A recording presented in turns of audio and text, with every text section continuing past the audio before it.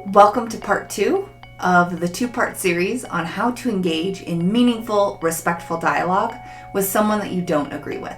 I'm Abby, and this is the Life Work Balance YouTube channel. So last week I shared with you 6 tips on how to begin engaging in meaningful, respectful dialogue with someone you don't agree with, especially when there may be high emotions or differing opinions. So today I would like to share with you the final 6 tips on how to engage in meaningful, respectful dialogue with someone that you may not agree with. If you haven't already, please hit the subscribe button as well as the bell so that you can receive life work balance advice delivered directly to you every Sunday. So last week, we touched on the following 6 tips on how to engage in respectful, meaningful dialogue. Tip number 1 was accept you can't change the other person's mind. Take this as your opportunity to share what you think and feel with the other person so that you can try to educate them, and also an opportunity for you to hear what they think and feel so that you may be educated as well. Tip number 2 was to avoid personal insults.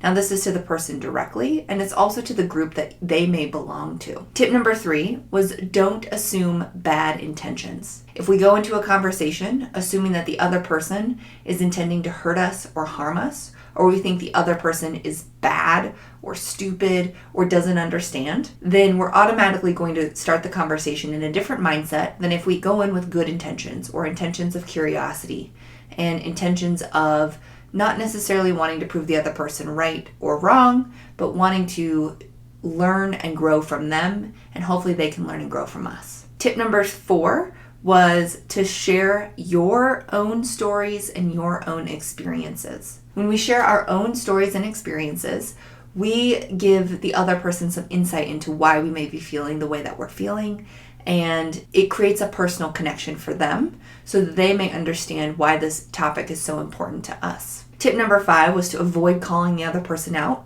and I specifically referred to the call-out culture that has become popular with the internet and social media, which is the idea that calling people out and publicly shaming or embarrassing them is appropriate, when in reality that actually backfires and can cause people to be more deeply ingrained with their own opinions and ideas. And then finally, the 6th tip that I shared with you last week was stay calm, and that your rightness does not justify your rudeness. So when you notice that your emotions are starting to get high and you're starting to feel like you absolutely have to defend your thoughts and your feelings and your experiences, then maybe it's okay to take a break and come back to this conversation later. All right, so the next 6 tips, let's just jump right in.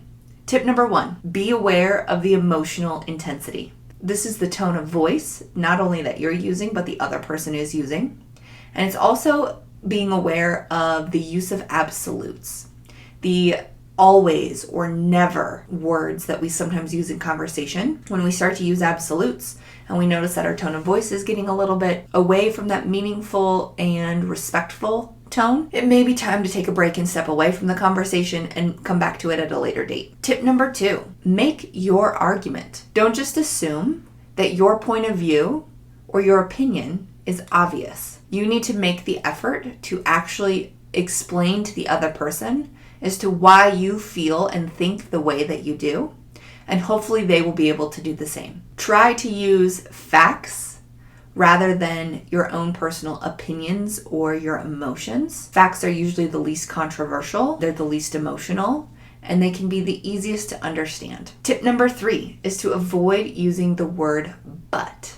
Now this is something that I learned in school, and it's something that I think we all kind of subconsciously are aware of.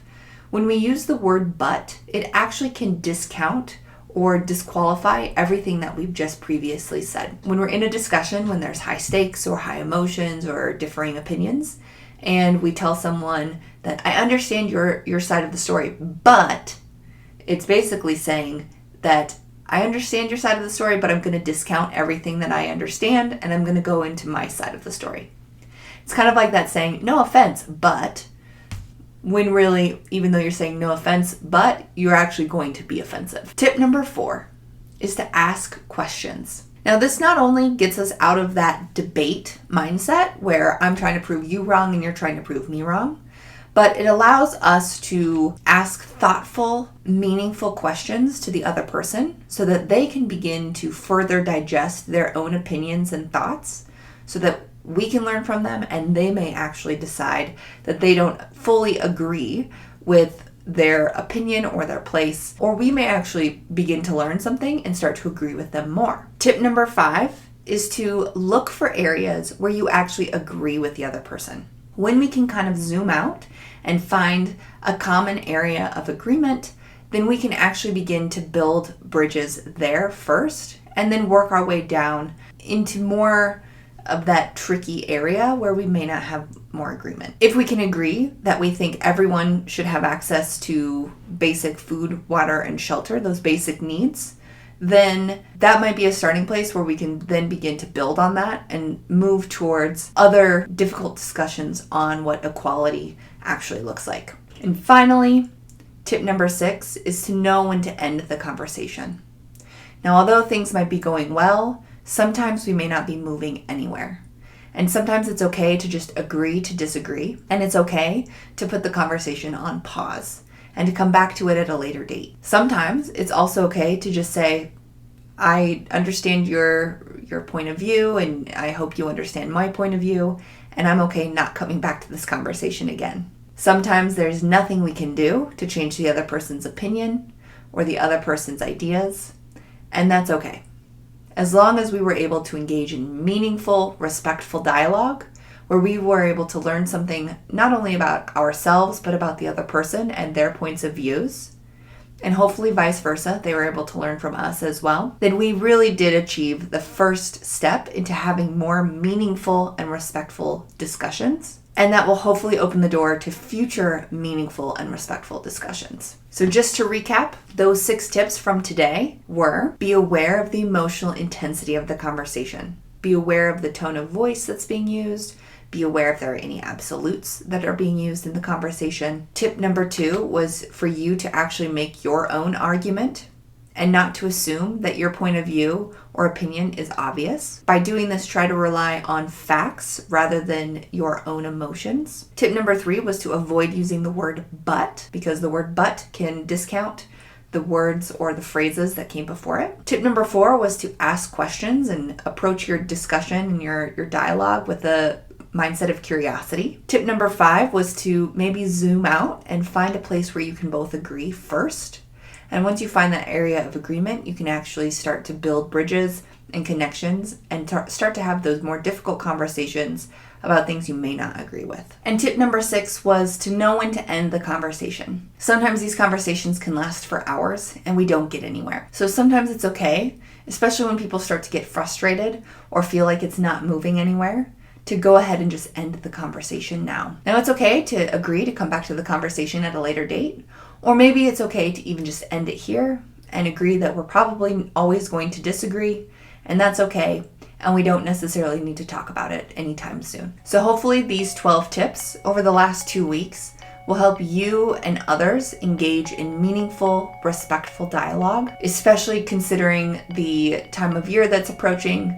In the United States, it's election year, and conversations about things that we are passionate about and we care about can become divisive and hurtful. So if we can remember these 12 tips when we're engaging in these conversations, then hopefully we can move forward, we can find some commonality, and we can learn to appreciate and understand where other people are coming from without demonizing or villainizing them. So if you haven't already, please hit the subscribe button as well as the bell so that you can receive life-work balance advice delivered directly to you every Sunday. Please give this video a thumbs up, as well as leave a comment with any thoughts or feelings about the tips that were shared today and last week, how you might be able to use these in your daily life, whether it's in your professional world at work or whether it's in your personal world at home. And I'll see you all next week. Thank you.